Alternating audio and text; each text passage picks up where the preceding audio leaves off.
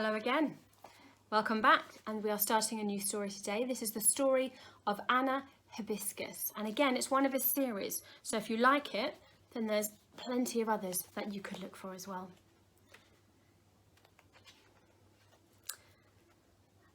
Chapter 1. Anna Hibiscus on holiday. Anna Hibiscus lives in Africa, amazing Africa. She lives in an old white house with balconies and secret staircases. A wonderful house in a beautiful garden inside a big compound.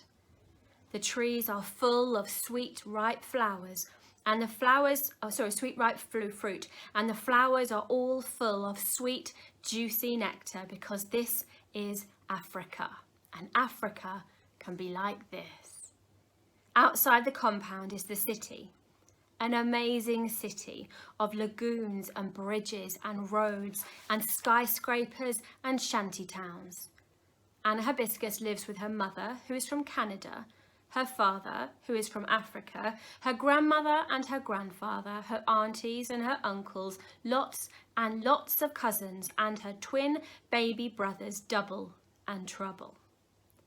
There are so many people in Anna's family that she just can't count them all.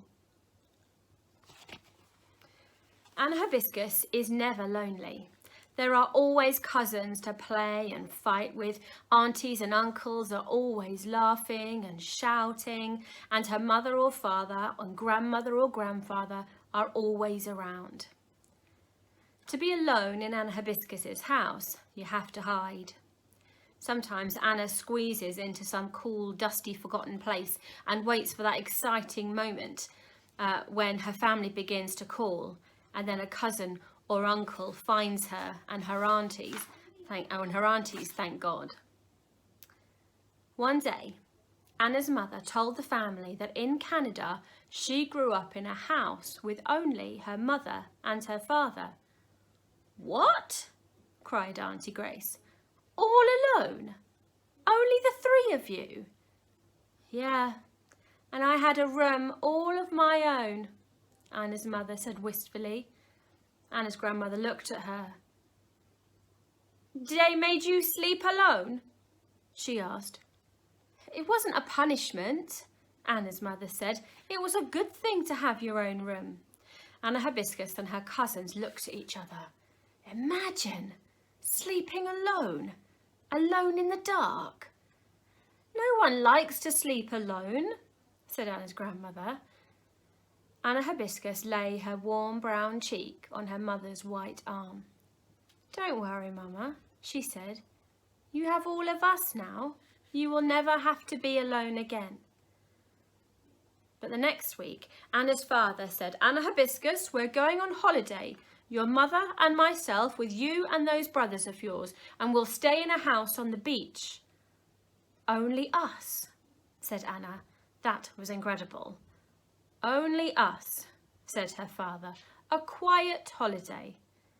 Anna Hibiscus's mother smiled. "But Papa," said Anna, "who's going to cook and shop and clean and everything? Who'll take care of Double and Trouble? And what about me?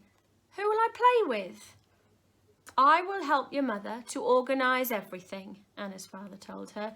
"You, Anna Hibiscus, will take care of your brothers. You will play with them." "But they're babies," wailed Anna. "Exactly," said her father. "Now, enough problems and let's pack." 1 week later, Anna Hibiscus, her father, her mother, Double and Trouble, and all their boxes and bags crossed the road to the lagoon and squeezed themselves into a small canoe. The whole family waved them off. "Don't stay long," they shouted. "Come back soon." The lagoon ran under and alongside busy city roads and huge skyscrapers. It ran through markets bigger than towns. For the first time, Anna Hibiscus saw how big the city was. It was gigantic. And then it was gone. Suddenly it was not buildings, but trees that crowded the banks of the lagoon. Trees so small and growing so thick together that Anna couldn't see into the dark rainforest at all. Only once did she see some people looking tiny over on the bank.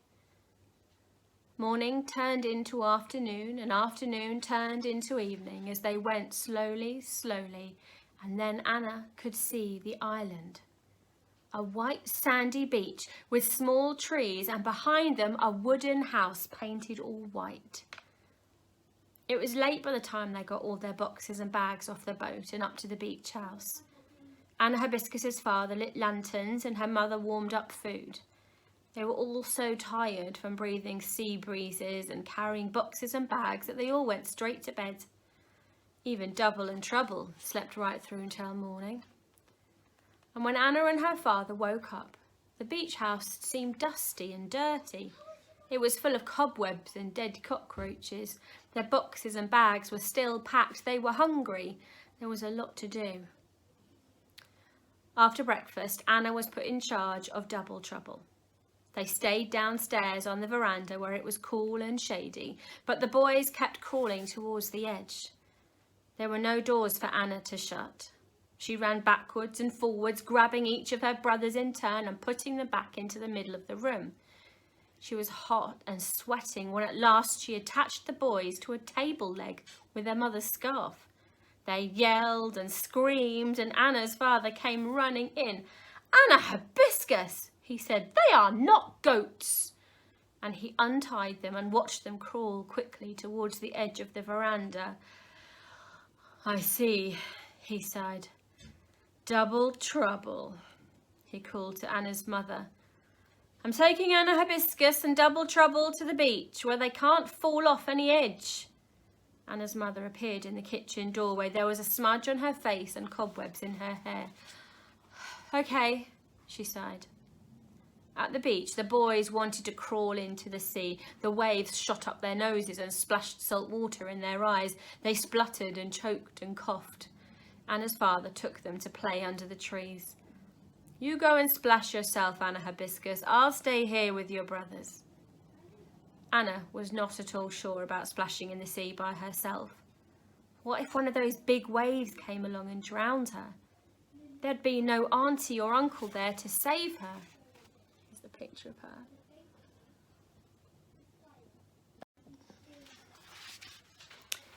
She put one toe in the water, but there were no cousins there to be brave with. Anna Hibiscus could hear Double and Trouble shouting and struggling. They wanted to crawl back into the water. They weren't afraid. Anna's father dug a big hole in the sand, big enough for Double and Trouble to sit in and play, too deep for the boys to climb out. "You stay with them now, Anna," said her father. "I'm going for a swim." Double and Trouble cried and screamed. They rubbed sand into their eyes and screamed louder. Anna sat with them in the hole. Her father's head was a black ball out in the waves. A black ball getting smaller and smaller. Just before it disappeared, it began to grow big again, and Anna's father swam back with an idea. He and Anna Hibiscus lifted the boys out of the hole and pointed them in the direction of the sea.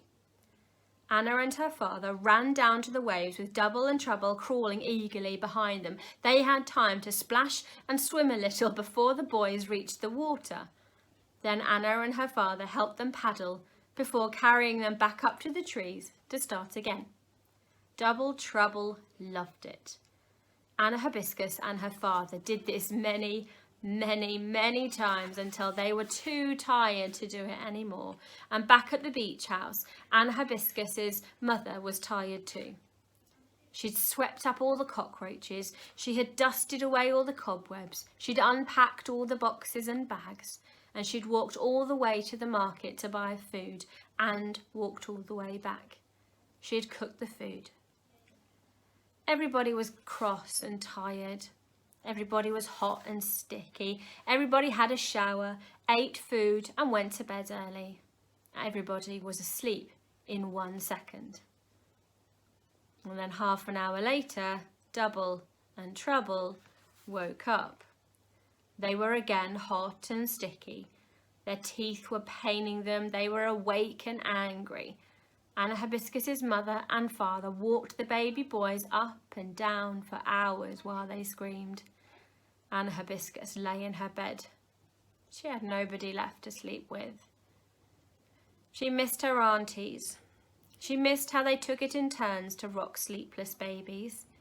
She missed how they sang and talked and made jokes and laughed no matter how loud the babies cried.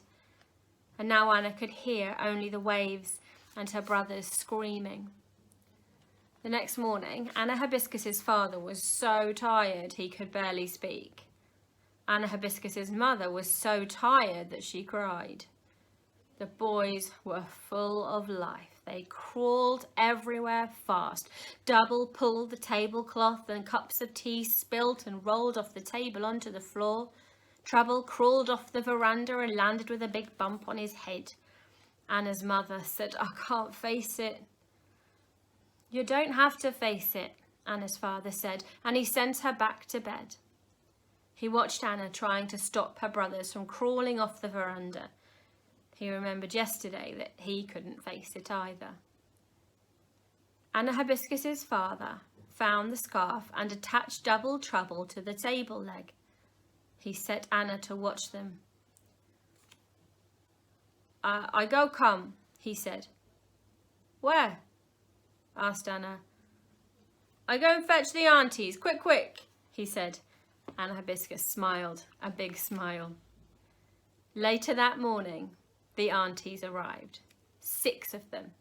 They came with baskets of food. They came with little cousins who still needed them, but no big cousins. They came for cuddles with Anna Hibiscus and many, many questions. And when they saw Double and Trouble attached to the table leg, they shouted and ran to loose them. Each boy was tied onto an auntie's back to keep him out of mischief. They went into the kitchen and started to cook, and good smells spread all around, along with laughing and singing. Anna's mother woke up.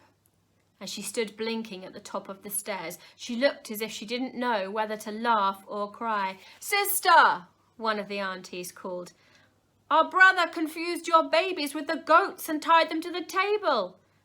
Anna's mother started to laugh and to cry. She came to greet the aunties and they embraced her. "It's not good to be alone," Anna heard them whisper. "We have to help each other. A husband and 3 children, that's a lot for one woman on her own." That night, everyone was happy.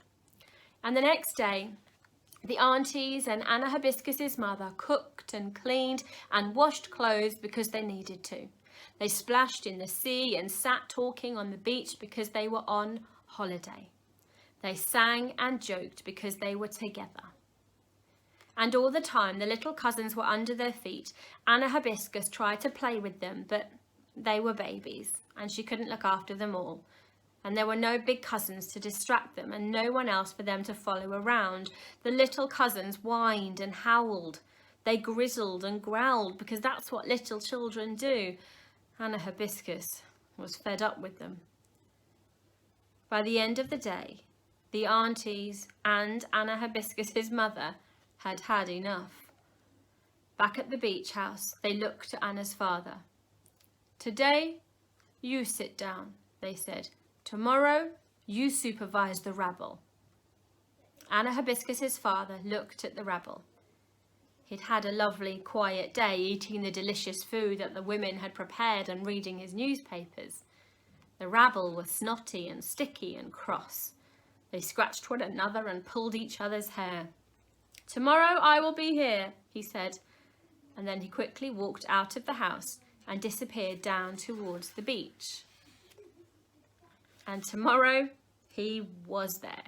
He was there, and all the big cousins who had been left behind were there to help him. Anna's father supervised the big cousins, supervising the little cousins over the top of his newspaper.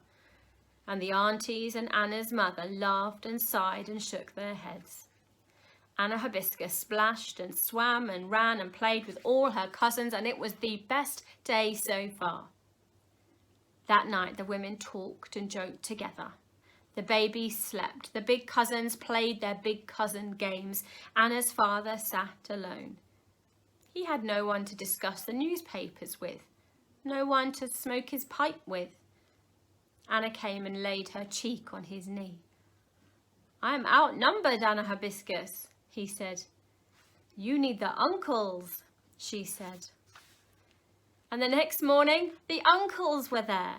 The women shrieked with surprise and laughed. Anna's father looked very pleased with himself. It was another good day and another good night. But there came a day when everybody was annoyed and irritated. Nobody could agree. Anna's mother looked at Anna's father. He disappeared down towards the beach, and when he returned, grandmother and grandfather were with him.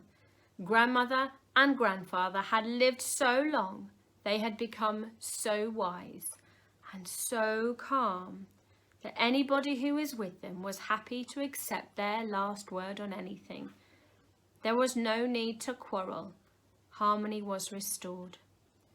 Anna Hibiscus splashed in the sea with her big cousins. She chased her little cousins along the beach. She sang with her aunties and ate their good food. She laughed with her uncles and her father, and she listened to grandmother and grandfather tell stories. All together again. Anna Hibiscus's family had the happiest holiday they had ever had. And Anna's mother, well, she had a very happy holiday too. Well, I'm a bit worried about how they're going to get everyone back to the house. It took them long enough in a little boat. They're going to be sailing back up and down that river for days to get everyone back, aren't they? Anyway, next time we'll read the next chapter, which is called Auntie Comfort.